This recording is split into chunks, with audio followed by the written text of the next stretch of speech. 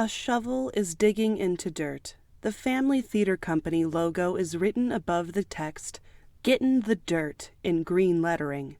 Monarch butterflies flutter across the screen.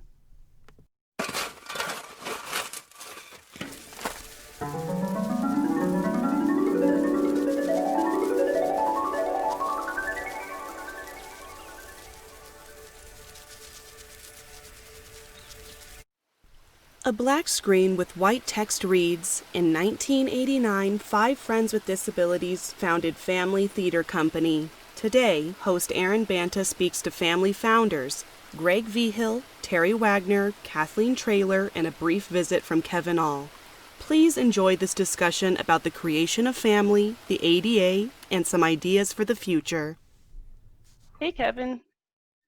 Hi, I can't stay. I just wanted to pop in, say hi. Great. Miss everybody. Gregg Vigil here.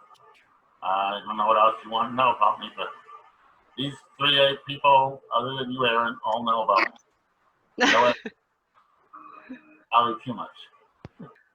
I'm Kathleen Traylor. I'm Teri Wagner. I'm Kevin Ahl. A video call screen appears with 5 callers. Gregg Vigil with pink glasses and a white beard, Aaron Banta using large headphones, Kathleen Traylor with long hair and glasses on her head, Teri Wagner with short hair and a pink shirt, and Kevin Ahl with black rectangular glasses using an oxygen tube. Well, when we started Phamaly, actually, the excess of outside world really wasn't. I was just concerned with getting Phamaly going. I really didn't think that much about how it would affect the rest of the world or anything. And then I left. I left for a couple of years, and you guys are the ones that did all the hard work. Would you share your favorite family memory with us? Of course, meeting my wife, Pamela, had to be the best memory ever, of course. What was that like? Well, I'll never forget. It was raining that night, and she came in just soaking wet.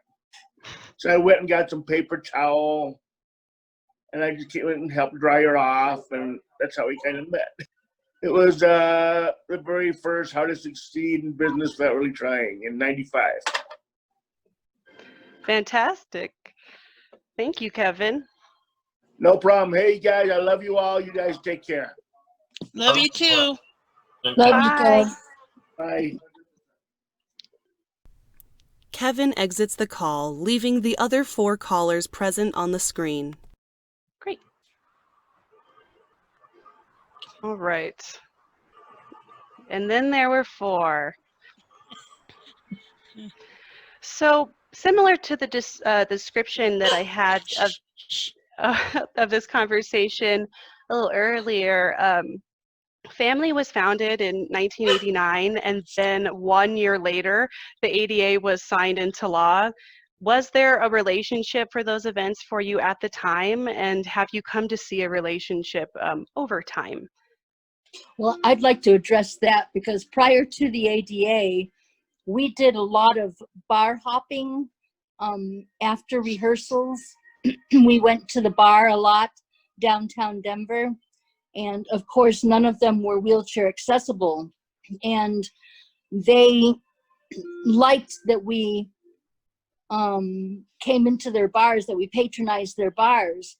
And we found that over time, as we would frequent a bar, that they would start to like lay down boards for us to make the place wheelchair accessible, because we were having Mark lift my wheelchair up the curbs and such to get my wheelchair in, and I couldn't get into the bathroom, and but we were still going to the bars because we wanted to go out and drink after a good rehearsal.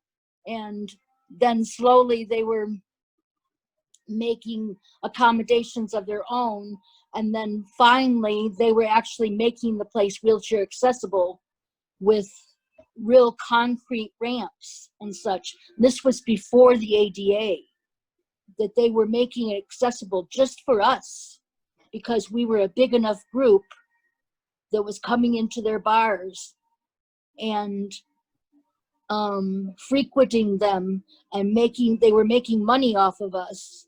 So they started making their bars wheelchair accessible just for us. And we made a difference on downtown Denver's bars that year before the ADA was signed into law. So I think that was pretty cool that we had an impact on downtown Denver for accessibility, because we had enough people in chairs that wanted to get into the bars downtown. So it was pretty cool. Just because we were drinkers, yay! Family in more than one way has definitely been ahead of the curve for a lot of that movement. Yep. And it wasn't just bars too, because there was a restaurant across the street from DU that was not really that accessible, and DU was not accessible at all because we were using the space to rehearse for Guys and Dolls, but we couldn't access the bathrooms at DU because the building we were in, bathrooms were down in the basement, and unless you could get up and down the stairs, we couldn't access it. So we had to go to a restaurant around the corner to use their facilities. And that restaurant actually did a lot for us too, because we'd go there after rehearsal, sometimes before rehearsal. So we were all over the place. Yeah. Mm-hmm. You have thoughts around some of that intersection for you, Teri, in your experience? Oh yeah, I worked for the state for over 31 years, and most of my time was spent in the downtown area. And there would be times when my coworkers would want to go out to lunch, and I couldn't go with them because I couldn't get off the sidewalk to cross the street, or I couldn't get up on the other side. So there were a lot of things that before the ADA, and just a simple thing like curb cuts, made it impossible to go very far by yourself unless you had somebody who could pop your chair over the curb. And when Phamaly started, I don't think that any of us, or at least I wasn't in the mindset of let's change the accessibility of the world. We were more focused on, we want to do theater, and by gosh, if nobody will hire us, we'll do it ourselves. And I think some of the things that came out of that determination to perform enhanced what the ADA was trying to do, and made it very visible that, hey, there really is a need, especially in downtown Denver, because obviously we weren't the only disabled people in downtown Denver, but we were very visible. Do you think the visibility of Phamaly contributed to some of the changes that have gone forward, and your commitment to make people with disabilities visible in a performance setting? Absolutely. Absolutely. And I think it's even changed several of the local theaters in town and their perception of, Kathleen, you've used this metaphor, or this instance quite a few times. You said you can get a full-size helicopter on the stage for Miss Saigon, and you can't figure out how to get somebody in a wheelchair on the stage. Mm-hmm. So it's just those kinds of things, and it's not out there pounding the pavement saying we deserve this. It's like, we want to do this, and so we did it. So it wasn't so much of a protest kind of thing like it was when they stopped the buses on Broadway and Sherman, or Colfax and Broadway. There were people literally sitting in the street stopping the buses. So it wasn't our approach was never a protest kind of thing. Well, also, you have to remember that Denver was kind of ahead of the curve anyway. Yeah. With curb cuts and bus transportation. I worked for RTD, started working for RTD back in '79, and they had 3 routes that were wheelchair accessible. One was on Colorado Boulevard, which is where I worked. One was on Colfax, and I don't even remember where the other one was, but there was only 3 routes that were accessible. But this was long before Phamaly. And so, and curb cuts were already starting to happen before the ADA got passed. Because of the fact that in 1989, when we started Phamaly, I read an article from the Boulder newspaper that said there were, was it? I don't remember the exact numbers, but per capita, largest number of disabled people in Colorado compared with the rest of the country. So most people that were disabled were living or moving to Colorado because of accessibility. So it was already things were already happening here ahead of the curve, and so our timing with Phamaly was just impeccable. It really was on many levels. And since that time, why do you think that there's still organizations that are hesitant to start relationships with actors with disabilities and kind of break into new territory? Because we're not going out and auditioning. We're still, I know even myself am still scared to venture outside of Phamaly. I still don't have the confidence to venture outside of Phamaly. And Daniel and I were talking today when we were discussing this this talk today, that it would be good to form a group, well, to teach classes on auditioning, and then have a sign-up group for the group that signs up, and then go en masse as a group to audition and have everybody there to pep each other up at the audition. Because if they go with each other, if they go with a buddy type of a thing, I think that people are more likely to go and audition outside of Phamaly if they have somebody from Phamaly to go with.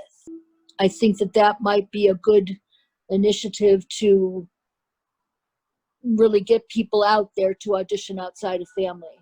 Because I think that people are, I know I'm scared, and I know that there are other people that are scared to audition outside of Phamaly. It's not the same outside of Phamaly.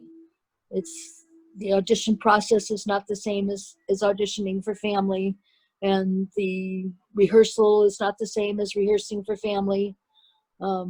But I'd really love to do a show outside of, I have done shows outside of Phamaly, and that's how I know that it's not like Phamaly.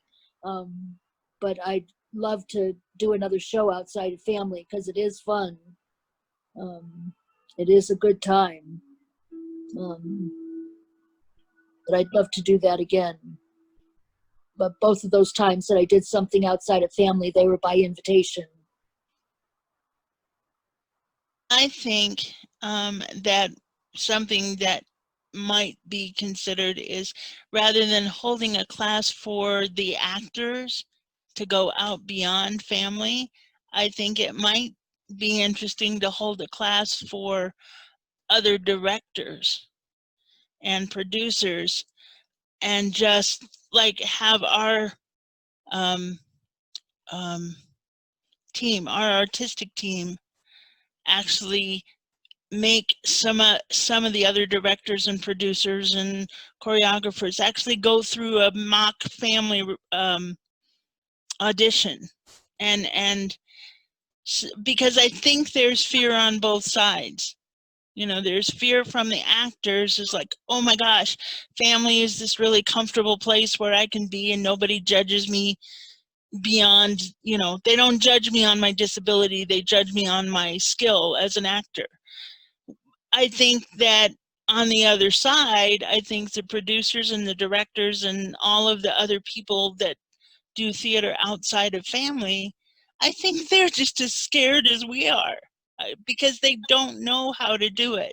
So it seems it would make sense to me to be able to offer them something that, how they can adapt one of their productions or a season, how they can adapt a season to have somebody in a wheelchair or somebody who's blind or whatever the disability is, but to educate them, not just by coming to a show, because people come to the show and they're like, oh my God, that was wonderful, and oh my, but it doesn't go beyond and make them think of, that was really cool, but it stops there. It doesn't go into the, how can I adapt what I'm doing to include somebody like Kathleen or Gregg or myself, you know? And they don't know what our technical skills are either. Gregg is a very accomplished director, but they don't look at him that way. And I am an accomplished dancer and choreographer, but nobody looks at me that way because I'm in a chair. So I think the education needs to come from both sides. Thank you. Did you have any thoughts around sort of that building that bridge, Gregg? I totally agree with Teri, because working with family is so unique, and then when you add all the different types of disabilities, it can be overwhelming for a director, and especially a director who's never worked with a person with a disability on that level, having to know what that disability entails, how does it affect their ability to rehearse and be a part of the show. I think that it's got to happen from both sides. It's not one or the other. There's got to be a need from the community theaters themselves to actively start opening their doors and welcoming people with disabilities. And at the same time, we have to take the initiative as actors in Phamaly to start pushing those doors to get open as well. I think that's the only way things are going to change. It would be nice to not have to have a family anymore, but then again, I would hate to not have a family because it is my family. So it's kind of catch-22.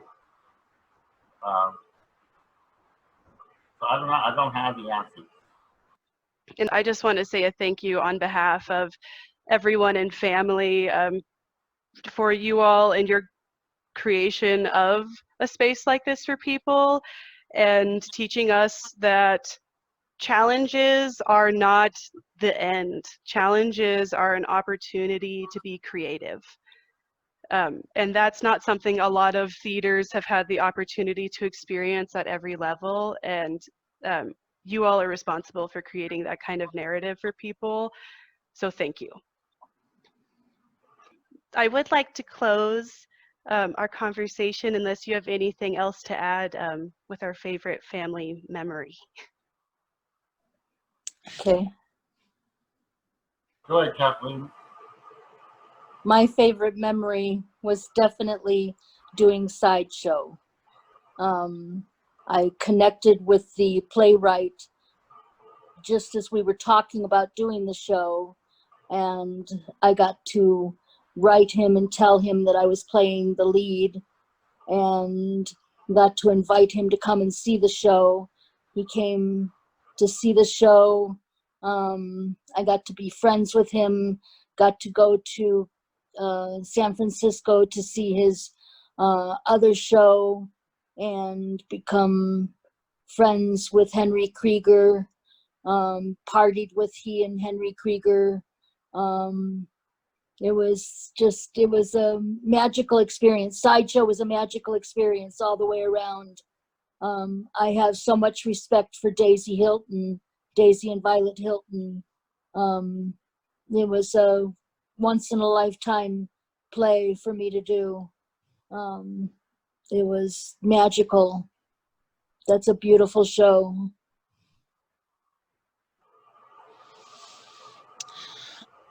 For me, to pick a favorite show is actually pretty impossible because they all meant something special just by virtue of being in them and getting the experience. But one of my favorite memories is from Kiss Me Kate.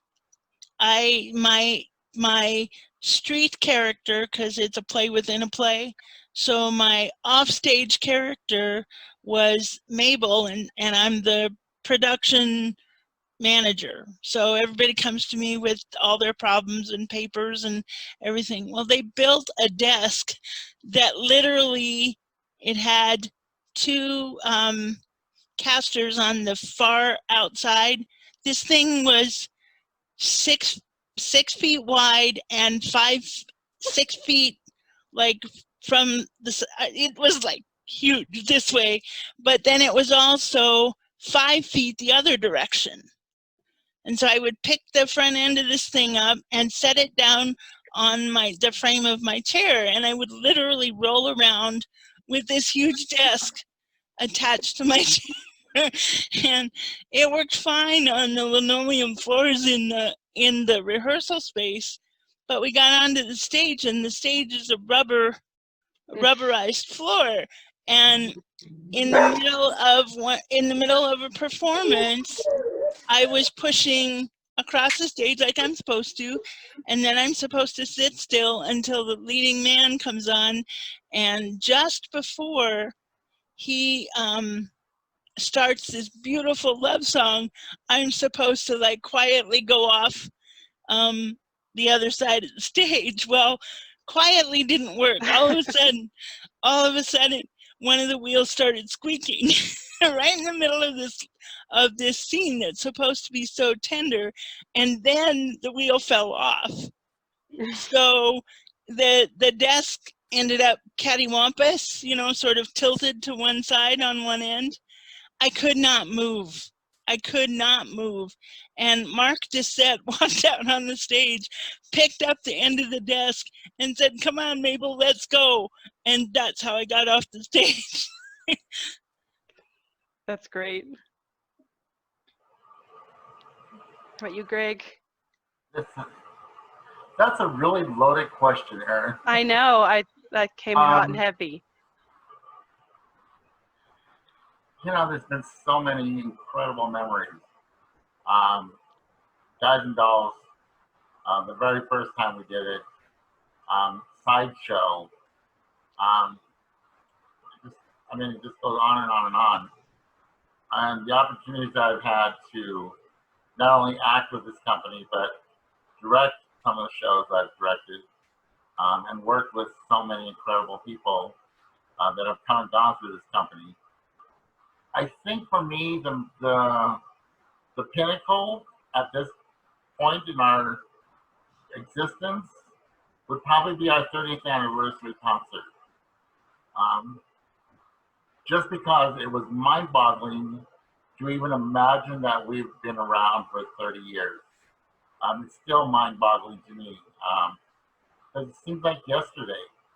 It's hard to believe that I've doubled in age since that time. But it would take me forever to tell you all of the moments that I've had, special moments I've had in this company. But it's Kevin and Teri and Kathleen. I'm so grateful to all of you, and we pursued our dream and made it happen.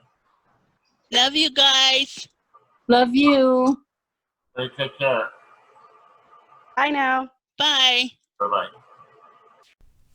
Everyone exits the call. A black screen with white text reads, "With loving memory of family founder Rick Britton." Thanks for digging with us, family founders. Happy 30th anniversary, ADA. Happy 31st anniversary, family. Phamaly.org. PHAMALY.org. PTC. Phamaly Theatre Company.